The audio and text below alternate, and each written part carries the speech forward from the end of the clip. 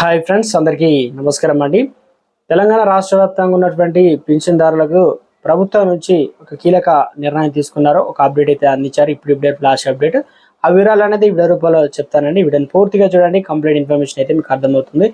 ఇంకా ఎవరైనా సరే ఛానల్ సబ్స్క్రైబ్ చేయకుండా వీడియో వస్తున్నట్లయితే వీడియో కింద సబ్స్క్రైబ్ బటన్ దానిపైన నొక్కండి. సబ్స్క్రైబ్ అవుతారు. గంట వస్తుంది, గంట పైన నొక్కి ఆల్ నోటిఫికేషన్ యాక్టివేట్ చేసుకోండి. ఇలా చేయడం వల్ల నేను చెప్పే ప్రతి వీడియో కూడా మిస్ అవ్వకుండా మీ ఫోన్లో నోటిఫికేషన్ రూపంలో వస్తుందండి. తెలిసిన వారికి, బంధుమిత్రులందరికీ వీడియోను షేర్ చేయండి. సో ఇదండి మనకు తాజా సమాచారం. ఇక్కడ చూసుకోవచ్చు క్లారిటీగా ప్రభుత్వం నుంచి అప్డేట్ అందించారు. ఆసరా పెన్షన్లకు సంబంధించి గత ప్రభుత్వంలో రాష్ట్ర వ్యాప్తంగా అనర్హులకు పైరవీలు చేసిన వారికి పెన్షన్లకు తీసుకుంటున్న వాటన్నింటినీ ఆపిస్తామని రెవెన్యూ శాఖ మంత్రి పొంగులేటి శ్రీనివాస్ రెడ్డి అయితే స్పష్టం చేశారు.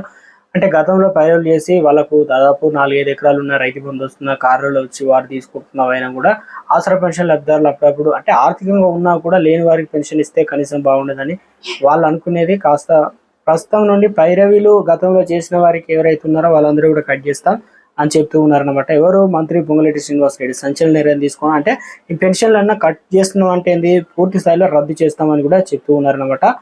ఇక మొత్తానికి ఇందిరమ్మ ఇండ్లు వచ్చిందని 3 సంవత్సరాల్లో పాలనేజ్ గారు అభివృద్ధి చేస్తామనే విధంగా అయితే చెప్తున్నారు. దాంతోపాటు ఇక అర్హులందరికీ కూడా పెన్షన్లు ఇవ్వాలనేదే ప్రభుత్వ లక్ష్యం అని మంత్రి స్పష్టమైతే చేశారనమాట.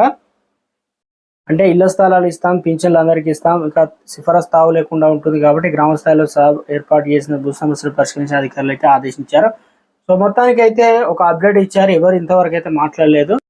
కాంగ్రెస్ మంత్రి మాత్రం సీరియస్ గా తీసుకున్నట్లు తెలుస్తుంది. ఎందుకంటే అందరూ కూడా అడుగుతున్నట్టున్నారు. మొత్తానికి ఆసరా పెన్షన్లకు సంబంధించి కొత్త పెన్షన్లు ఎప్పుడు ఇస్తారని అడుగుతున్న దానికి సమాధానం చెప్పే ప్రయత్నం చేస్తున్నారు. కాబట్టి పాత పెన్షన్ పూర్తిగా రద్దు చేస్తామనే విధంగా చెప్తున్నారు. అందులో కొన్ని కారణాల చేత ఇవైతే రూల్స్ పెట్టున్నారో అవి ఖచ్చితంగా ఇంప్లిమెంటేషన్ కూడా చేస్తాయి. 3 సంవత్సరాల్లో ఖచ్చితంగా అవన్నీ కూడా తొలగిస్తామనే విధంగా చెప్తున్నారు.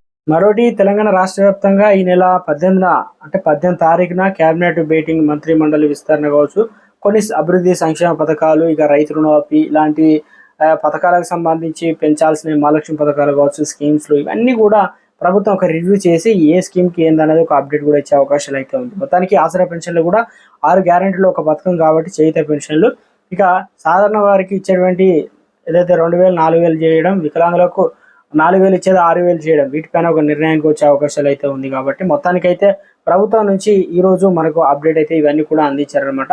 ఈ నెల మరి ముచ్చటైంది, ఆల్రెడీ కట్ చేస్తా అన్నారు, కానీ ఇప్పటి వరకు పాత పెన్షన్ ఇవ్వలేదు.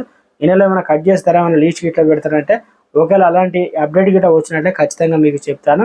ఇక దాంతోపాటు తెలంగాణలో ఆసరా పెన్షన్లకు సంబంధించి ఇంకా ఇప్పటి వరకు ఎలాంటి అప్డేట్స్ అనేది పూర్తి స్థాయిలో మనకు అందించలేదు. ఈ నెల ఎంత పెన్షన్లు ఇస్తాము, ఎంత పెన్షన్లు ఎంతమంది కట్ చేస్తాము అనేది కూడా ఏం క్లారిటీ అయితే ఇవ్వలేదు. కానీ ప్రభుత్వం నుంచి ఆసరా పెన్షన్ల ముచ్చటైతే తెలియజేస్తారు. సాధ్యమైనంత వరకు ఈ నెల చివరాఖరికి ఇవ్వడానికి ప్రభుత్వం అయితే మొగ్గు చూపుతుంది. ఎందుకంటే 18 తారీఖున నిర్ణయాలు తీసుకొని తర్వాత ప్రభుత్వం నుంచి ఏదైనా అప్డేట్ ఇస్తే మనకు ఇచ్చే అవకాశాలు లేకపోలేదు. లేదంటే ఆ మధ్యలో ఈలోపు ప్రభుత్వం ఏదైనా ఖచ్చితంగా ఒత్తిడి పెరిగినట్లయితే ఆసరా పెన్షన్ నుంచి ఏదైతే పాత నెల పెన్షన్ 2016 రూపాయలు ఇచ్చారో 4016 రూపాయలు అవి ఇవ్వడానికి కూడా ప్రభుత్వం సిద్ధమవుతుంది. కాబట్టి ప్రభుత్వం నుంచి ఆసరా పెన్షన్ దారులకు ఏ చిన్న అప్డేట్ వచ్చినా తెలియజేస్తాం. చూస్తున్న ప్రతి ఒక్కరు లైక్ చేసి ఛానల్ సబ్స్క్రైబ్, సపోర్ట్ చేయండి. Thanks for